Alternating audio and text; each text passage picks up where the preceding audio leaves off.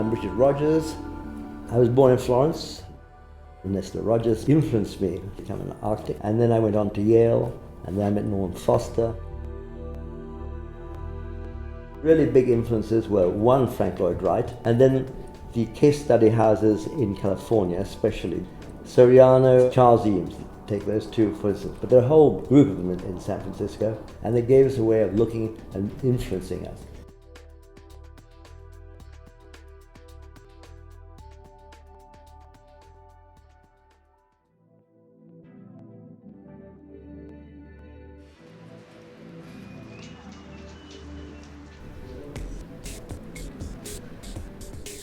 I've been trying to work in Florence for the last 40 years without much success.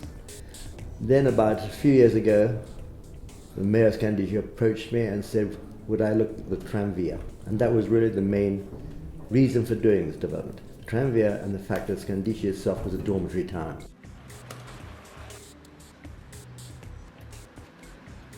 Our original involvement with Scandicci was all about the level of a master plan.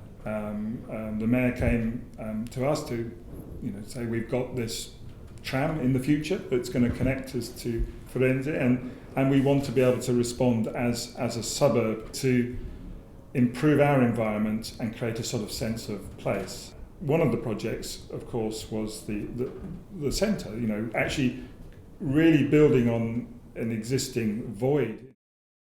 Scandicci è una città cresciuta molto rapidamente negli anni 50 e 60 come città a grossa prevalenza residenziale. Era un classico esempio di città dormitorio. Perché è nata negli anni per quartieri e non aveva un centro vero. Ecco, il progetto di Rogers va in questa direzione qui, cioè dare alla città un cuore, un'anima, e è davvero, come dire, la parola definitiva sull'essere città, cioè sull'essere una nuova centralità della grande Firenze e soprattutto portare a Firenze un intervento di architettura contemporanea.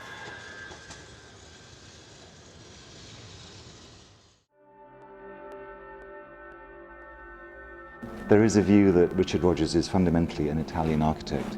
He was born there. His cousin Ernesto Rogers was one of the most well-known and successful Italian architects of the 50s and 60s. And there's a kind of circle in that. Ernesto Rogers, as the editor of Domus, wrote a very famous editorial in the years of Italian post-war reconstruction, where he urged the architect's role as not confining itself to the building, but to take in all aspects of life. As he put it, from the city to the spoon. It's a phrase which I've always found fascinating, and I think it's also something that has actually inspired Richard Rogers.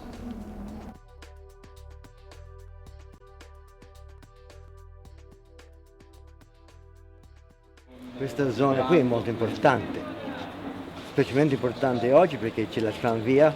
Una volta quando siamo venuti qui, insomma, 12 anni fa, non mi ricordo più, molti anni fa, era un'area che era veramente un dormitorio più di tutto. Non c'era la sola ragione per venire qui perché le cose costavano un po' di meno, eccetera, ma non era un vero pezzo di città. Adesso con la tramvia, con tutte queste costruzioni, con gli uffici, con la piazza, questo è molto importante, la piazza, tutto questo comincia a dire che questa è una città, non è una cosa, un pezzo fuori, e questo per me è molto importante.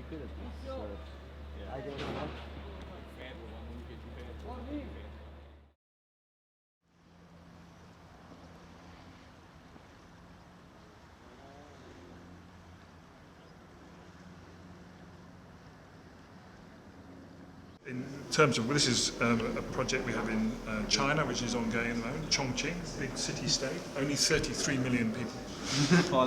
In recent history, it was an active centre. And then a road system went around.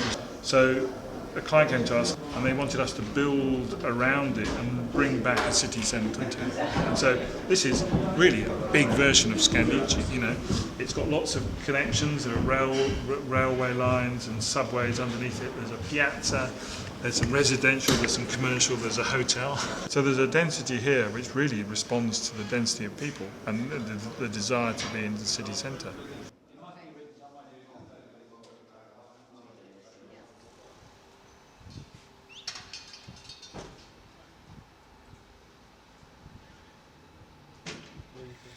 In questo masterplan abbiamo cercato di inserire all'interno di questo tessuto tutta una serie di funzioni invece non residenziali che ha un alto mix funzionale e quindi le diverse funzioni, soprattutto abitare, lavorare e giocare, divertirsi, convivono. Questa compresenza di più funzioni consente alle persone di spostarsi a piedi. La città diffusa è una città in cui ogni funzione trova una collocazione distante dalle altre e quindi impone l'uso del mezzo privato, dell'automobile. Oggi è inutile dirlo, questo modello non è più sostenibile. Cities are for people and people need activities. I've always believed, and that's why I love cities. Cities are the most complex thing that mankind has in terms of design. The principles driving a compact city is, first of all, that there should be density at the centre. That brings vitality, that it should be live, work, leisure, that it should be well connected, by which I mean a net of public transport, walking, cycling, that it should be for poor and rich, that it should have well designed, and of course the public spaces are the critical part of any city. That has been historical, from Hellenic Athens onwards. I spend my summers next to Pienza. It's a perfect, especially the old part of Pienza, it's a perfect compact city. Now with the car, everything sprawls, everything. We destroy the green and we destroy the city. The green and the city are the two sides of the same coin. We're very interested in developing and allowing cities to develop from the core, to limit expansion of cities. And so looking for space in the city, and there's lots of space usually in cities. We call it brownfield land which is unused or underused, and then bringing density into those parts through good design. We think you can build the density of a city up so that it actually matches people's desire, which is, these days is to move into cities, not away from cities, because cities is where the life is. It's interesting how one could see really only two fundamental approaches to what cities can be. There are those who accept the idea of sprawl and suburbia and accept that the world is a messy place and that the city is not a work of art and can't be turned into a beautiful piece of sculpture. And then there is another view which says that the city is a fantastic creation. It's about conviviality, it's about people coming together and making it a compact and dense place which keeps its original DNA alive and intact. And Richard's voice has been one of the strongest, despite his reputation as being quite a determined modernist in architecture expression.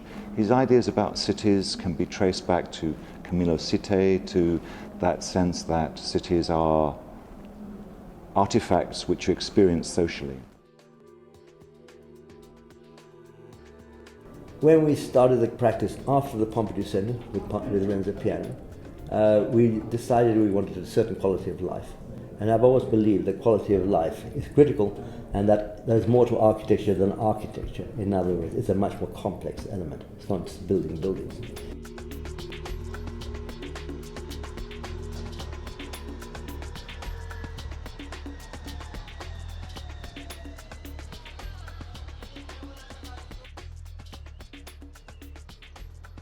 We create a community, and we hope that that community affects a much broader element.